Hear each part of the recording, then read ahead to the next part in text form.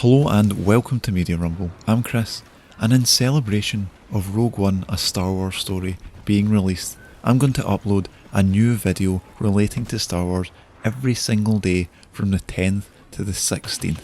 Now today I'm going to discuss the Star Wars Battlefront Season Pass now that the Rogue One Scarif DLC has been released.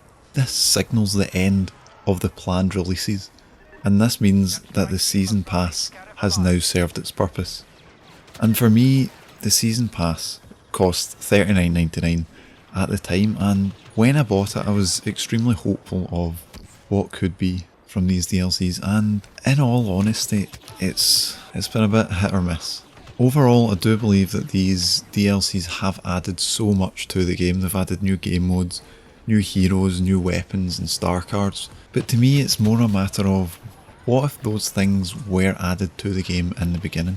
And in all honesty, these new DLCs, when put together with the vanilla game, they all make what I would expect from a Battlefront game upon release. Now, there's been a lot of talk over who's to blame within this, and I do believe that it's not DICE's fault.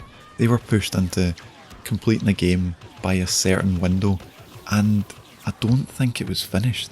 When you look at what's released in the past year, you had the Outer Rim DLC. Now that wasn't a substantial release. Now these maps that were added really could have easily just been put in the original game. They were excellently designed and they were within what had been released previously. You had the Sullust maps and Jabba's Palace. Now Jabba's Palace could have easily fit straight into Tatooine, but Sullust would have added an extra planet, and this is something people were clamouring for when the number of planets was announced. And we also got a new game mode, and this added something different. You had extraction. It was a little bit of intensity. It was slightly like Walker Assault in the way that it was progressing throughout the map, but hitting these checkpoints was something that became so exciting. You had this cart, you had to push it forward, so everyone was around this one specific point of the map and people are just trying to flank each other and get the advantage. And this is something that I feel has added so much to the game, even though it only seems to be in the Outer Rim DLC. And moving on for that, we have Bespin, and this once again had new maps, and Bespin is an integral part of the original trilogy, and I don't understand why it wasn't there to begin with.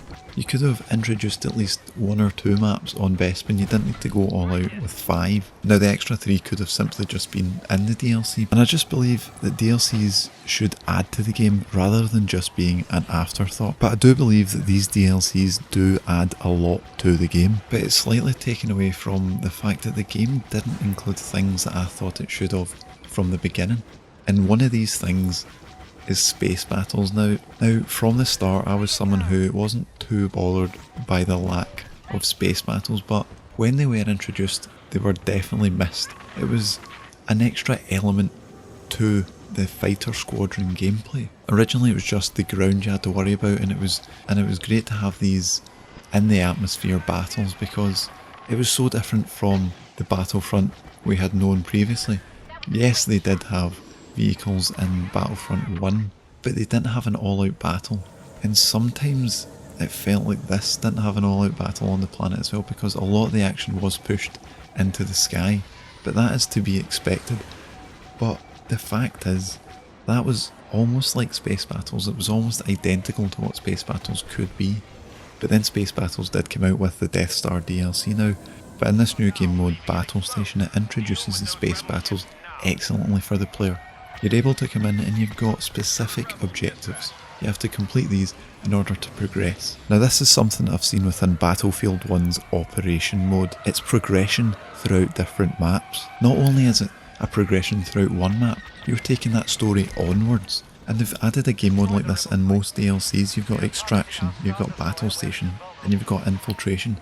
And to me, Infiltration is possibly the best out of them all, because there is such an intense moment when you're either trying to get these data tapes to the U-Wing, or you're trying to protect the U-Wing from these data tapes, the action just becomes like a real Battlefront. You get all these stormtroopers lining up in front of this U-wing, just protecting it from the rebels that are trying to get it to escape. In a way, this is an acceptable substitute for a campaign mode, because you're adding your own stories to it. You're able to look at this game and see what you can do. You can really build your own stories upon what is in these game modes. And I do believe that they missed out on a huge opportunity to create a playlist filled with these game modes, so you could follow the story throughout the entire DLC pack, and it would add excitement to all of these situations. You can really pick out things from the films, and specifically Rogue One. This game mode looks as if it's going to be identical to the finale of the film, but one thing that this DLC has done for me is it's renewed my interest in Star Wars Battlefront. It's had the ability to bring me back in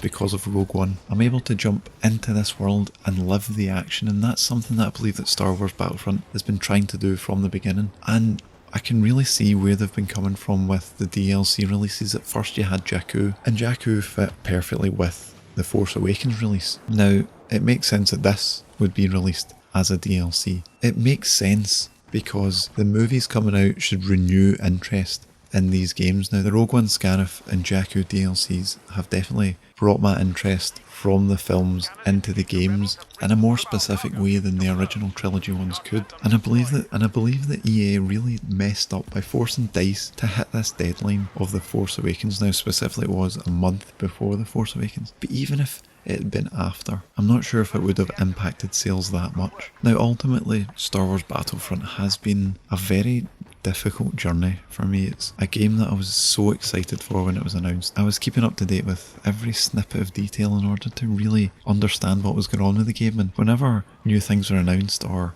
announced that weren't going to happen, it kind of waned my interest slightly, but I never truly gave up, because I do believe that this game is something that can be incredible. I believe that what's been shown from the releases of these DLCs is that Star Wars Battlefront can be an incredible game, and by introducing these new game modes, it's given me hope for Star Wars Battlefront 2, and I truly believe that Battlefront 2 will be the Battlefront that everyone deserves. And ultimately for me, this season pass has taught me about the expectations for games that I have. It's taught me to really hold back, because I don't truly know what they're going to come out with. Even though I trust DICE, you really don't know what they're going to come out with. And because of that reason, I'm definitely not going to buy the Battlefield 1 Season Pass. Even though Battlefield 1 is my favourite game at the moment, I'm just going to hold back and make sure that I want everything that's in those DLCs. And the main problem for me is that these